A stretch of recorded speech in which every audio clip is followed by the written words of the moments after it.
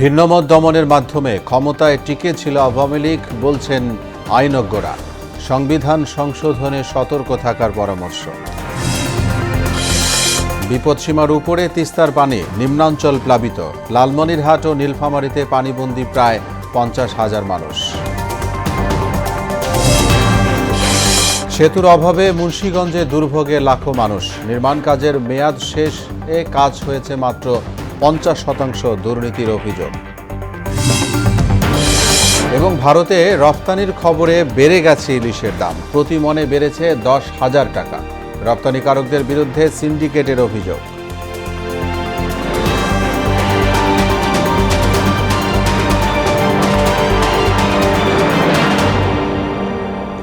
আসসালামু আলাইকুম। আমন্ত্রণ মোহনা সংবাদে। এতক্ষণ শুনছিলেন শিরোনাম, আপনাদের সঙ্গে আছি মোহাম্মদ ওয়ালিউল্লাহ। এবার বিস্তারিত। সংবিধানের ৫৫ সংশোধনীকে হাতিয়ার করে ভিন্ন মত দমনের মাধ্যমে ক্ষমতায় টিকেছিল আওয়ামী লীগ। এমনকি সংবিধানের ৩/৪ সংশোধনের অযোগ্য করে গণতন্ত্রকে হত্যাও করা হয়েছে, এমনটাই মনে করেন আইনজ্ঞরা। আর ছাত্র জনতার দাবি, আওয়ামী লীগ সরকারের মতো স্বৈরাচারী আচরণ বন্ধে সংবিধান সংশোধনে সতর্ক থাকতে হবে। এমআর আসাদের প্রতিবেদন।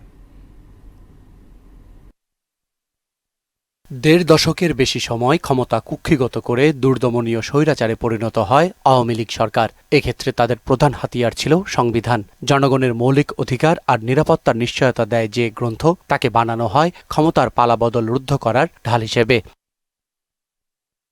৫ আগস্ট ছাত্র জনতার অভ্যুত্থানে স্বৈরাচারের পতনের পর দেশ পুনর্গঠনে সংবিধানের ভূমিকা কি হবে, যদি সংশোধন হয় তাহলে কি হবে, অথবা পুনর্লিখন হলেই বা কি হবে। ফেসিবাদী যে আমাদের যে আইনগুলো আছে আমাদের সংবিধানে, সেগুলোকে উঠে দিয়ে আমাদের জনকল্যাণমূলক যে আইনগুলো ইনক্লুড করা দরকার সেগুলো ইনক্লুড করা হোক। সংবিধানের যে সংশোধন বলি কিংবা সংবিধানের পুনর্লিখন যেটাই হোক, সেটা যেন সাস্টেইনেবল হয়, পরবর্তী যে পলিটিক্যাল পার্টি আসবে তাদের যাতে কোনো প্রকার হাতিয়ার হিসেবে ব্যবহৃত না হয়। আমার বাংলাদেশের প্রত্যেকটা নাগরিক সংবিধান নিয়ে কথা বলতে পারবে, কারণ এই সংবিধান তাদেরকে সে রাইট দিয়েছে।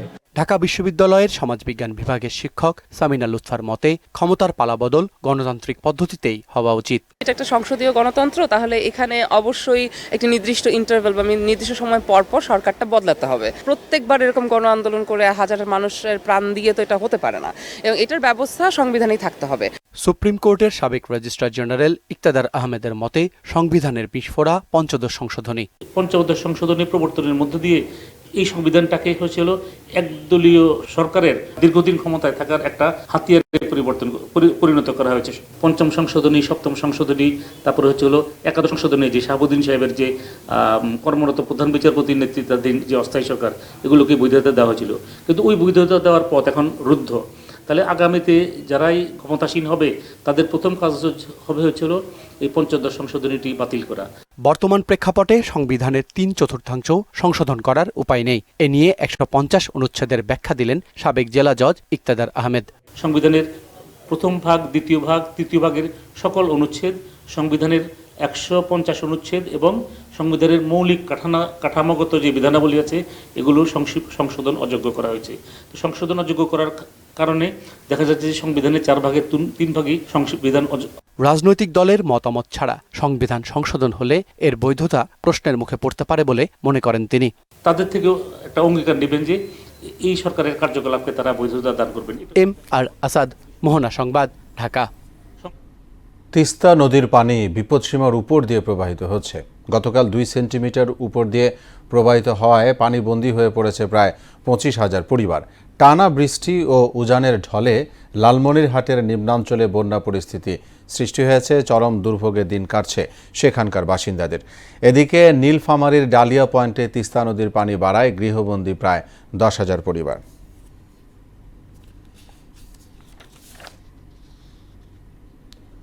দর্শক, তিস্তার সবশেষ খবর জানাতে রংপুরের গঙ্গাচড়া থেকে যুক্ত হচ্ছেন সহকর্মী শফিউল করিম শফিক। শফিক, নিশ্চয়ই আমাকে শুনতে পাচ্ছেন। আমরা ইতিমধ্যে জানতে পেরেছি, আপনিও জানেন যে বিভিন্ন জায়গায় বন্যা হচ্ছে এবং তিস্তা নদীর পানি বিপদসীমার উপর দিয়ে প্রবাহিত হচ্ছে, সেই খবরও আছে। তো এই মুহূর্তে সেখানে কি অবস্থা এবং নতুন করে বন্যা হতে পারে কিনা, কর্তৃপক্ষের সাথে আপনি কথা বলতে পেরেছেন কিনা?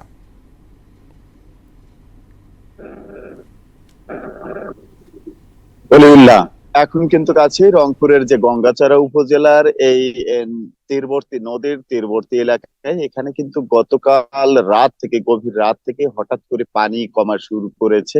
কিন্তু গতকাল পর্যন্ত কিন্তু দিনের বেলা পর্যন্ত কিন্তু বিপদসীমার উপর দিয়ে পানি প্রবাহিত হচ্ছিল, যার কারণে কিন্তু এই অঞ্চলের মানুষেরা খুব কষ্টে ছিল। এই পাশেই একজন মানুষ আছে, তার কাছে আমরা জানবো যে গতকাল এই তীরের কি মোটামুটি পানি পরশুদিন থেকে অনেক পানি ছিল। পানি থাকার পর মনে করো আগামী আজকে রাত থেকে মনে করো আবার পানি কমতি আসার পর অনেকটা অনেকটা মানুষগুলো শান্তিতে আছে। তাছাড়া পানি অনেক বাড়ি ঘর দুয়ার অনেক তলে গেছে আর কি। ধান টান ক্ষেত অনেক নষ্ট হয়ে গেছে। আপনাদের কি কি সমস্যা হয়েছে? আমাদের সমস্যা একটাই যে এই নদীটা যেটা আছে সামনে পশ্চিম পাশে একটু অনেক 2-3 গজ 200 সেটা দূরে আছে। এইটা যদি শাসন, আমরা চাই যে এই নদী শাসনটা হইলে এই নদীটা শাসন হইলে আর কোনো আমাদের কোনো চাওয়া পাওয়া নাই। এই নদীটাই দিয়ে সবকিছু। ধন্যবাদ আপনাকে। আপনি এতক্ষণ শুনলেন কিন্তু এই যে গতকাল গভীর রাত থেকে কিন্তু এই তিস্তার তীরবর্তী অঞ্চলে কিন্তু পানিটা অনেকটাই কমা শুরু করেছে, যার কারণে এই অঞ্চলের মানুষ কিন্তু আজকে থেকে একটু অনেকটাই স্বস্তির নিঃশ্বাস ফেলা শুরু করেছে। বিশেষ করে ফসলি জমি এবং অনেক ক্ষয়ক্ষতি হয়ে গেছে, গবাদি পশু নিয়ে তারা দুশ্চিন্তায় ছিল, এবং আজকে কিন্তু অনেকটাই পানি কমে গেছে, যার কারণে কিন্তু এই অঞ্চলের মানুষ অনেকটাই স্বস্তির নিঃশ্বাস ফেলাচ্ছে। বলি, এই ছিল রংপুর থেকে তিস্তার তীরবর্তী অঞ্চলের মানুষের বন্যার সর্বশেষ পরিস্থিতি। জি শফিক, ধন্যবাদ আমাদের সঙ্গে যুক্ত হওয়ার জন্য।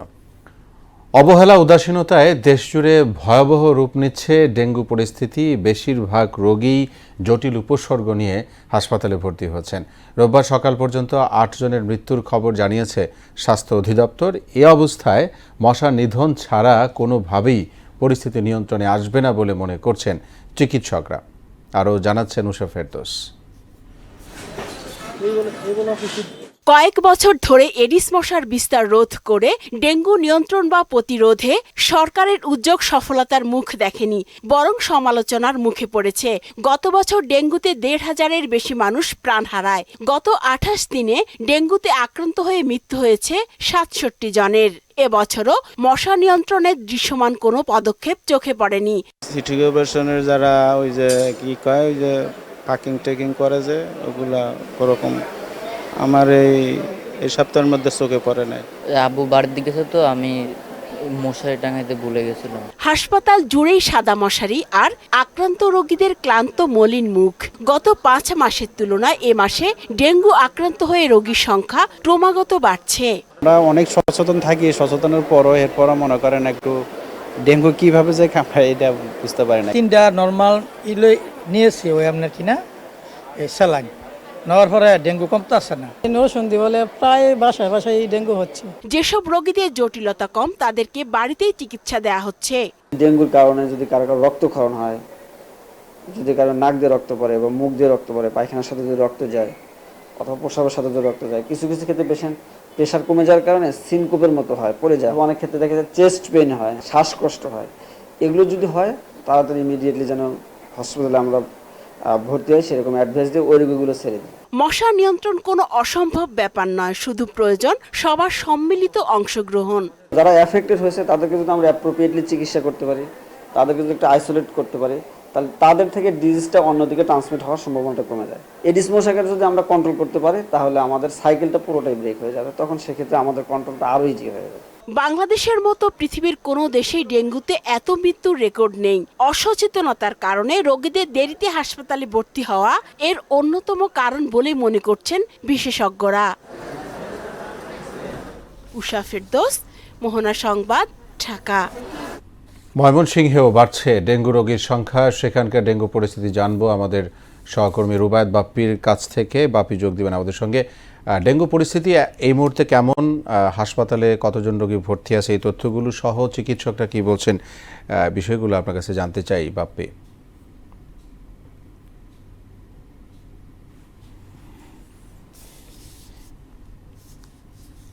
ডেঙ্গুর প্রকোপ ময়মনসিংহ মেডিকেলেও বেড়েছে। তো আমি এখন দাঁড়িয়ে আছি ময়মনসিংহ মেডিকেল কলেজ হাসপাতালের যে ডেঙ্গু ইউনিট, সেই ইউনিটের দাঁড়িয়ে আছি। তো আমি প্রথমেই যদি একটি বেদনার খবর দিতে চাই যে গতকালকে কিন্তু এই ইউনিটে ডেঙ্গু আক্রান্ত হয়ে 2 জন রোগী মৃত্যুবরণ করেছেন।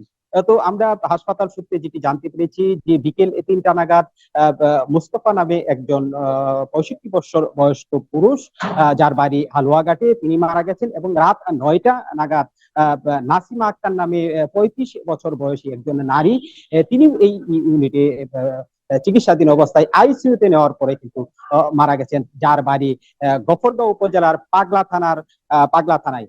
তো ওলি, আপনি নিশ্চয়ই দেখতে পাচ্ছেন যে এই যে ময়মনসিংহ মেডিকেল কলেজ হাসপাতালের যে ডেঙ্গু ইউনিট, এই ডেঙ্গু ইউনিটে কিন্তু রোগীরা এখানে চিকিৎসা নিতে আসছেন ঢাকা সহ দেশের বিভিন্ন স্থান থেকে ডেঙ্গু রোগে আক্রান্ত হয়ে। তো আমরা কিন্তু রোগীদের সাথেও কথা বলেছি এবং তাদের স্বজনদের সাথে কথা বলেছি। তারা যেটি বলছেন যে ডেঙ্গু যে প্রাদুর্ভাব যেভাবে বাড়ছে তাতে কিন্তু তারাও আতঙ্কিত হচ্ছেন।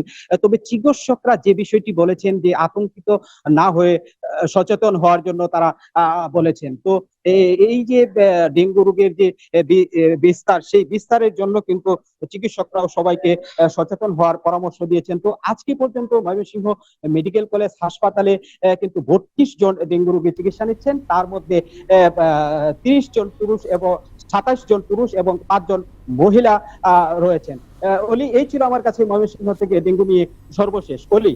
জি, রুবায়েত বাপি, অনেক ধন্যবাদ আমাদের সঙ্গে যুক্ত হয়ে সর্বশেষ খবর জানানোর জন্য।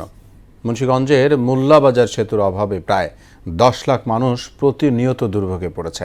সেতুটি হলে নারায়ণগঞ্জের যানজট এড়িয়ে স্বল্প সময়ে মুন্সিগঞ্জ থেকে রাজধানী পৌঁছানো সম্ভব। দ্রুত যাতায়াতের জন্য মোল্লাবাজার সেতুটি গত বছর নির্মাণ কাজ শেষ হওয়ার কথা থাকলেও কাজ হয়েছে মাত্র 50%। মুন্সিগঞ্জ থেকে মোহাম্মদ সুজনের প্রতিবেদন, জানাচ্ছেন তানজিদ ভুইয়া। 1.5 যুগ ধরে পিচ ঢালা পথ তৈরির পরও চালু হয়নি রাজধানীর সঙ্গে মুন্সিগঞ্জকে যুক্ত হওয়া মোল্লাবাজার ব্রিজ। ব্রিজটি হলে মুন্সিগঞ্জের বেতকা তেগরিয়া সড়কটি নারায়ণগঞ্জ ও রাজধানীর একাংশের যানজট এড়ানো সম্ভব। কাজ শুরুর পর থেকে কার্যাদেশের সময় 10 বছর শেষে ব্রিজটির অসম্পূর্ণ নির্মাণ কাজ। 3 কিলোমিটার দৈর্ঘ্যের ব্রিজটির নির্মাণ ব্যয় 33,27,42,884 টাকা। সুরমা এন্টারপ্রাইজ নামের ঠিকাদারি প্রতিষ্ঠানের মাধ্যমে গত বছর নির্মাণ কাজ শেষ হওয়ার কথা ছিল, কিন্তু তৃতীয় মেয়াদে এসে কাজ হয়েছে মাত্র 50%। 3টা উপজেলা লোক এই যাতায়াত করি, যদি বৃষ্টি হয়ে যেত তাহলে আমরা খুব আরামসে যাতায়াত করতে পারতাম। দীর্ঘ বছর ধরে এখানে মনে করেন ব্রিজের কাজটা হইতে আসে না। স্থানীয়রা জানান, সেতুটি হলে রাজধানীর সঙ্গে যোগাযোগ ব্যবস্থা হবে নিরবিচ্ছিন্ন। সেই সঙ্গে আর্থ-সামাজিক উন্নয়ন সহ বদলে যাবে এলাকার সার্বিক পরিস্থিতি। অনেক বছর ধরে ব্রিজটা এইভাবে রাখছে, এই ব্রিজটার কারণে আমার অনেক ক্ষতি। ঢাকা থেকে মানুষ আসা যাওয়া, এই ফেরি পার হয়ে যে কষ্টটা হয় শুধু একমাত্র এই ব্রিজটার জন্য। নকশায় কিছু পরিবর্তন হয়, আবারও টেন্ডার করা হয়েছে বলে জানান এই প্রকৌশলী। ঢাকা জেলা থেকে আপনার টেন্ডার হয়েছে বা ঢাকা জেলার এলজিডি এই বিষয়গুলো জানে। আমাদের এখানে এইগুলো সম্বন্ধে কোনো তথ্য বা কোনো কিছু নেই, তবে আমরা শুনছি এটা নাকি আবারই টেন্ডার হয়েছে, দ্রুতই কাজ শুরু হবে। এই সড়কটি চালু হলে প্রায় 10 লাখ মানুষ সরাসরি উপকৃত হবে। ব্রিজটির নির্মাণ হলে যানজট চলাচলের উপযোগী হবে, এমনটাই প্রত্যাশা মুন্সিগঞ্জবাসীর। তানজিদ ভুইয়া, মোহনা সংবাদ। ভারতে রপ্তানির খবরে বরিশালের বাজারে বেড়েছে ইলিশের দাম, প্রতি মনে বেড়েছে অন্তত 10,000 টাকা। আড়তদার ও পাইকারদের অভিযোগ, রপ্তানিকারকরা সিন্ডিকেট করে এটি সংগ্রহ করায় আকস্মিকভাবে দাম বেড়েছে, ফলে সাধারণ ক্রেতার নাগালের বাইরে রয়ে গেল জাতীয় এই মাছটি। বরিশাল থেকে শেখ শামীমের প্রতিবেদন, জানাচ্ছেন আফরিন পপি। ভারতে রপ্তানির সিদ্ধান্ত ঘোষণার পরপরই বরিশালে চড়ে গেছে ইলিশের বাজার। আড়তে 3 দিনের ব্যবধানে মনপ্রতি বেড়েছে 10 থেকে 12,000 টাকা, যার বিরূপ প্রভাব পড়েছে বাজারে। রপ্তানিকারকরা সিন্ডিকেট করে ইলিশ সংগ্রহ করায় দাম বেড়েছে বলে অভিযোগ আড়তদার ও পাইকারদের। আর দাম বাড়ায় সাধারণ ক্রেতার সাধ্যের বাইরেই রয়ে গেল সুস্বাদু মাছটি। এলসি শুরু হতে না হতেই বাজারের রেট ধুম করে বেড়ে গেছে। আপনার যে 1200 গ্রাম ওয়েট মাছ 3-4 দিন আগে যেই মাছ ছিল এই বাজারে 65,000 টাকা প্রতি মন, আর আজকের বাজারে সেই মাছ চলতেছে 73,000 টাকা প্রতি মন। বরিশাল নগরীর পোর্ট রোড মৎস্য অবতরণ কেন্দ্রে ইলিশ কিনতে গিয়ে বেশিরভাগ ক্রেতাই ফিরছেন খালি হাতে। এই মৌসুমে সাধারণ মানুষ, বাংলাদেশের জনগণ ইলিশ খেতে পারবে, আসলে শেষ সুযোগ আমরা দেখছি না, এবং যে দাম সে আকাশচুম্বী এবং হতাশাজনক। 1.5 ঘন্টা যাবৎ ঘুরতে আসছি এই বাজারে, ইলিশ কিনবো কিন্তু ইলিশের গায়ে তো হাত দিতে পারতে আসি না, প্রচুর দাম। এখন নতুন যা দেখতেছেন এগুলি সব নতুন জাটকা, যেগুলি বড় হয়ে ফিরতো সেই মাছ মার্কেটে নাই, এবং সাধারণ মানুষের নাগালের বাইরে আজকে ইলিশ। বাণিজ্য মন্ত্রণালয় ভারতে ইলিশ রপ্তানির সিদ্ধান্ত জানানোর পর 1 কেজি ওজনের যে মাছটি 3 দিন আগেও মনপ্রতি 58,000 টাকায় বিক্রি হচ্ছিল, এখন তা বেড়ে দাঁড়িয়েছে 68,000-এ। ভরা মৌসুমেও ইলিশের এমন দামে ক্ষুব্ধ ক্রেতারা। আফরিন পপি, মোহনা সংবাদ। খেলার খবর। ভারতের বিপক্ষে 3 ম্যাচের টি-20 সিরিজের জন্য 15 সদস্যের দল ঘোষণা করেছে বাংলাদেশ ক্রিকেট বোর্ড। প্রায় 14 মাস পর টি-20 দলে ফিরেছেন অলরাউন্ডার মেহেদী হাসান মিরাজ। সাকিব আল হাসানের শূন্যস্থান পূরণে তাকেই বেছে নিয়েছেন নির্বাচকরা। 26 বছর বয়সী এই অলরাউন্ডার ক্রিকেটের সংক্ষিপ্ত এই সংস্করণে সর্বশেষ গত বছরের জুলাইয়ে খেলেছেন। এছাড়া চমক হিসেবে রাখা হয়েছে 2020 সালে অনূর্ধ্ব 19 বিশ্বকাপ জয়ী দলের 2 সদস্য ওপেনার পারভেজ হোসেন ও রাকিবুল হাসানকে। তবে সৌম্য সরকার বাদ পড়েছেন। দর্শক, সংবাদের এ পর্যায়ে আমন্ত্রণ জানাচ্ছি সংবাদপত্রের পর্যালোচনা ভিত্তিক পত্রিকার চোখে দেশ অনুষ্ঠানে।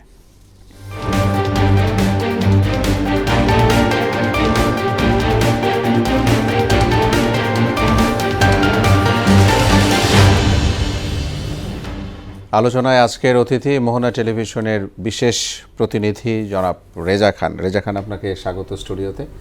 আপনাকে অসংখ্য ধন্যবাদ। যে আমরা আলোচনায় যাব পত্রিকার শিরোনামগুলো নিয়ে, শিরোনামগুলো পড়ে আসি, তারপরে আপনার সাথে আলোচনায় যাচ্ছি। আমি শিরোনামগুলো পড়ছি। আজকে আমার কাছে প্রথমেই রয়েছে প্রথম আলো। তার আজকে শিরোনাম করেছে ভঙ্গুর পুলিশ, প্রতি ধাপে প্রয়োজন সংস্কার, হবিগঞ্জের সর্বত্র জাহিরের থাবা।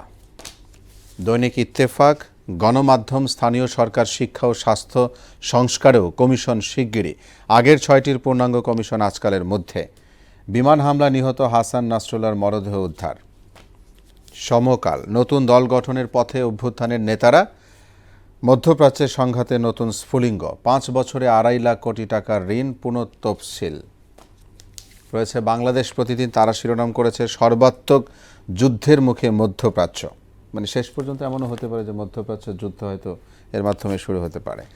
যুগান্তর, আরাফাত শরাফাত শওকত চক্র, ফায়দা হাসিলে ছিল এক কাট্টা। দীর্ঘ চিকিৎসায় ভেঙে পড়েছেন তারা, অর্থাৎ এটি আন্দোলনে গুলিবিদ্ধ অনেকের অবস্থা করেন। তার মানে বৈষম্য বিরোধী আন্দোলনে যে সমস্ত শিক্ষার্থীরা আহত হয়েছে তাদের ছবি সহ এই শিরোনামটি করা হয়েছে। দেশ রূপান্তর রয়েছে, বীরা সিংহে পেরেছেন মনসুর পারভেন, শ্রীলঙ্কার সফল গভর্নরের পথেই বাংলাদেশ। বণিক বার্তা, 3 বছরে উচ্চশিক্ষা সম্পন্ন করা প্রায় 19 লাখ শিক্ষার্থীর অধিকাংশই বেকার। রাষ্ট্রীয় বিভিন্ন প্রতিষ্ঠানে ডক্টর ইউনূসের সরকারের নিয়ন্ত্রণ এখনও বেশ সীমিত। The Daily Star, distress loan soar to আর রেকর্ড টাকা 4.75 lakh crore. A solemn took out 86% of global Islamic banks loan. জি রেজা খান, এই শিরোনামগুলো আমরা দেখলাম, সেখানে কিছু কিছু আজকে একই রকম শিরোনাম নয়, ভিন্ন ভিন্ন শিরোনাম আসছে।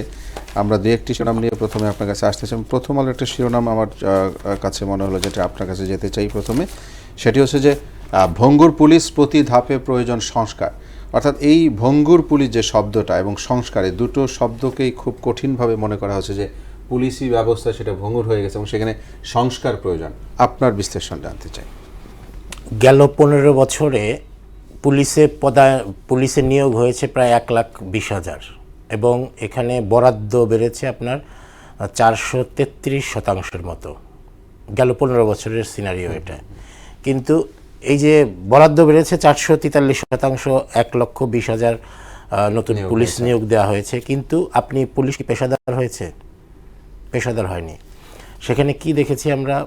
পুলিশকে কিন্তু রাজনৈতিক হাতিয়ার বা পেটোয়া বাহিনীতে পরিণত করা হয়েছে, অপেশাদার পুলিশ হয়েছে এবং রাজনৈতিক বিবেচনায় যে পুলিশ আমরা দেখেছি, অর্থাৎ বিরোধী মতকে দমন, নিপীড়ন এবং রাজনৈতিক কর্মসূচি প্রোটেকশনের হাতিয়ার হিসেবে পুলিশকে ব্যবহার করা হয়েছে। এর পাশাপাশি পুলিশের যে ঘুষ, দুর্নীতি বা পুলিশের যে পদায়নগুলো হয়, অর্থাৎ ঢাকার বাইরে থেকে যে পুলিশ ঢাকাতে আসে, সেখানে আমরা জানি যে এখানে কোটি টাকা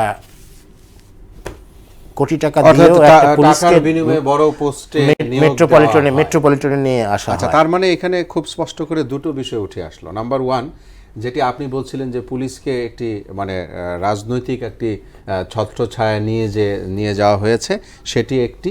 আরেকটি, আমরা কিন্তু সাধারণভাবেই জানি যে দেশের সাধারণ জনগণ কেন জানি পুলিশের প্রতি বিমুখ।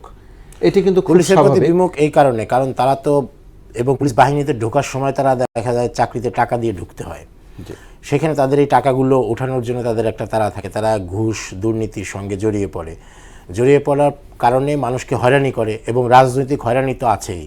গেল 15 বছরে ধরেন বিরোধী দলের যে কর্মীরা, তারা তো রাতে বাসায় ঘুমাতে পারে নাই। এগুলো কিন্তু ফোর্স করা হয়েছে সরকার থেকে, এদেরকে ধরে রাজনৈতিক কর্মসূচি নিপীড়নের হাতিয়ার হিসেবে। এই কারণে মানুষ কিন্তু বীতশ্রদ্ধ পুলিশের উপরে, একদম দেখেন যে, এবং সেই প্র্যাকটিস কি শুরু থেকেই চলে আসছে না, বহু বছর যাবত? হ্যাঁ, সেটা এই সরকারের সময় চূড়ান্ত রূপ পরিগ্রহ করেছে, এবং এটা তার ভয়াবহ পরিণতি আমরা দেখেছি যে পুলিশ বাহিনীটাই এখন ভঙ্গুর। বলতে কি, এদের একটা বাহিনীর তো সবচেয়ে বড় বিষয় হচ্ছে মনোবল। সেই মনোবলটা যখন না থাকে তখন কিন্তু সেই বাহিনী আর দাঁড়াতে পারে না। এই বাহিনীটাকে কিন্তু আপনার বিডিআর এর মতো রিফর্ম করা দরকার। এই ধরনের মনোবলটা ভাঙলো কখন? মানে পুলিশের মনোবলটা কি এই বৈষম্য বিরোধী আন্দোলন, তাদের উপরে যে সমস্ত থানাগুলোতে অ্যাটাক হয়েছে, পুলিশ হত্যা হয়েছে, এরপরে এই পুলিশের আর নৈতিক যে মরাল যে ব্যাকবোন সেটা নেই কিন্তু। এবং এই বাহিনীকে কিন্তু আপনার বিডিআর এর মতো আপনার রিফর্ম করা উচিত নতুন করে, এবং সংস্কার করা হচ্ছে, সংস্কার কমিশন করা হচ্ছে এই সংস্কারটা দিয়ে। কারণ পুলিশে যারা আছে তারা কিন্তু সেই পুরনো মানুষই আছে, পুরনো মানসিকতাই আছে। তো এখান থেকে তাদেরকে আলাদা করে গ্রুমিং করে তাদেরকে রিফর্ম করে আবার নতুন করে উজ্জীবিত করা অনেকটা কঠিন ব্যাপার, চ্যালেঞ্জিং ব্যাপার। তারপরেও এটাই করতে হবে, কারণ আপনি সব পুলিশকে বাদ দিতে নতুন না, সেটি সম্ভব নয়। অর্থাৎ তার মানে প্রথমত ফাইন্ড আউট হয়ে আসলো, মানুষ জানে যে পুলিশ একটি দুর্নীতি সাথে জড়িত একটি বাহিনী হয়ে গেছে, কারণ জনতার পুলিশ আর সেটি নেই, সে পুলিশ হয়ে গেছে সরকারের, যে সরকার এইখান থেকে বের করে নিয়ে আসতে হবে, এই জায়গা থেকে বের করে নিয়ে আসতে হবে। এবং এখানে যে বিষয়টি আপনিও বলছিলেন একটি সীমাবদ্ধতার কথা, যে সব পুলিশকে তো বাদ দেওয়া সম্ভব নয়, সেটি কোনোভাবেই আউট অফ কোশ্চেন। কিন্তু যারা আছেন তাদেরকে যদি মেন্টালিটি ওভাবে পরিবর্তন করা যায়, এবং সত্যিকার অর্থেই তারা যদি দেশকে ভালোবেসে তারাও পরিবর্তিত হয়ে আসে, প্রশিক্ষণ দিতে হবে, গ্রুমিং করতে হবে, নতুন করে তাদের নতুন চিন্তা ভাবনায় দিয়ে তারপরে আবার নতুনভাবে রিফ্রেশ করে সন্নিবেশ করতে হবে। জি, আমি এই কথাকে বেশি জোর দিচ্ছি, কারণ পুলিশ সম্পর্কে যদি আমরা দুর্নীতির কথা বলি এখানে সারাদিন বললেও শেষ হবে না। তো সেই হিসাবে আমরা চাই যে পুলিশ এখন যারা আছেন দেশের এই অবস্থায়, তারা সংস্কারের মাধ্যমে তারা পুলিশ জনতার হয়ে উঠুক, আমরা সেটি প্রত্যাশা করি। আমি বণিক বার্তার একটি শিরোনাম পড়তেই চাই। 3 বছরে উচ্চশিক্ষা সম্পন্ন করা প্রায় 19 লাখ শিক্ষার্থীর অধিকাংশই বেকার। অর্থাৎ 3 বছরে উচ্চশিক্ষা নিয়েছে 19 লাখ শিক্ষার্থী, যাদের অধিকাংশই বেকার। এই রাষ্ট্রেরই সেটি আরেকটি সংস্কারের জায়গায় বলা যায় চলে আসলো। আপনি একটু এটা সবচেয়ে বড় ফান্ডামেন্টাল বিষয়, কারণ আমরা এই সব দিকে কিন্তু খেয়াল নেই সরকারের। আপনি দেখেন এই যে আজকে বৈষম্য বিরোধী ছাত্র আন্দোলন হয়েছে, এর পেছনে কিন্তু একটা বড় নিয়ামক কিন্তু এই যে বেকারত্ব। মানুষ যখন আপনি দেখবেন যে, আমি একটা কথা বলেছিলাম এর আগে, কিছু কিছু মানুষ আছে যারা রাজনৈতিক প্রভাবে চলে, রাজনৈতিক ধরেন একজন এমপি বা একজন মন্ত্রী, এরা অনেক ধরনের পোস্ট ক্যারি করে, বিভিন্ন প্রতিষ্ঠানের পোস্ট ক্যারি করে, অথচ বাংলাদেশে কিন্তু একটা সংসদ সদস্য 5 বার নির্বাচিত হয়, 5 টাইম সংসদ সদস্য নির্বাচিত হয়, অথচ এদেশে বেকার ছেলেরা ঘুরে বেড়ায়, চাকরি পায় না। তো আপনি এই যে এই বেকার নির্মূল এই ব্যাপারে এটা একটা মাস্টার প্ল্যান নিতে হবে, যে মানুষ কেন বেকার থাকবে, স্টুডেন্টরা কেন বেকার থাকবে। আপনি স্বাবলম্বী করার প্রক্রিয়া আপনি অনেক শুরু থেকে শুরু করেন, ইন্টারমিডিয়েট লেভেল থেকে শুরু করেন। একটা ছেলে এসএসসি পাস করার পর থেকেই সে আপনার কোনো না কোনো কিছু আর্নিং করবে, সে কোথাও না কোথাও এক্সপার্ট হবে, কোনো না কোনো প্র্যাকটিক্যাল কাজ সে করবে, করে সে আর্ন করবে, স্টুডেন্ট লাইফ থেকেই সে আর্ন করবে এবং বাস্তবতার মুখোমুখি হবে। সবচেয়ে বড় কথা বাস্তবতার মুখোমুখি হবে। আমরাও এটি প্রত্যাশা করি সরকার এবং যারা এই জায়গায় বেকারত্ব সমস্যার সমাধানের জন্য যারা গ্রুপ অফ কোম্পানি যারা দেশে রয়েছে তারাও এই বিষয়ে এগিয়ে আসবে এবং এখান থেকে সবকিছুই আবার ঠিকঠাক হয়ে যাবে। এই আন্দোলনের পর থেকে আমরা সেটি প্রত্যাশা করি। আপনাকে অনেক ধন্যবাদ আজকে সময় দেওয়ার জন্য। আপনাকে অসংখ্য ধন্যবাদ। দর্শক, এরই সাথে শেষ করছি মোহনা সংবাদ। যাবার আগে শিরোনামগুলো জানাবো আরও একবার।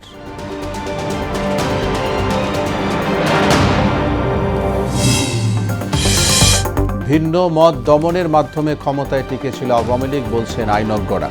সংবিধান সংশোধনে সতর্ক থাকার পরামর্শ। বিপদসীমার উপরে তিস্তার পানি, নিম্নাঞ্চল প্লাবিত। লালমনিরহাট ও নীলফামারীতে পানিবন্দী প্রায় 50,000 মানুষ।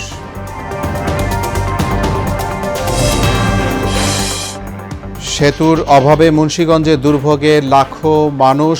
নির্মাণ কাজের মেয়াদ শেষে কাজ হয়েছে মাত্র 50% দুর্নীতির অভিযোগ। এবং ভারতে রপ্তানির খবরে বেড়ে গেছে ইলিশের দাম, প্রতি মনে বেড়েছে 10,000 টাকা। রপ্তানিকারকদের বিরুদ্ধে সিন্ডিকেটের অভিযোগ। সবাইকে আবারও শুভেচ্ছা। পরবর্তী সংবাদ দুপুর 1টায় দেখার আমন্ত্রণ রইল। এছাড়া মোহনার সবশেষ খবর জানতে ভিজিট করুন www.mohana.tv। সংবাদ দেখতে পারেন ফেসবুক ও ইউটিউবেও। এতক্ষণ সঙ্গে থাকায় ধন্যবাদ সবাইকে।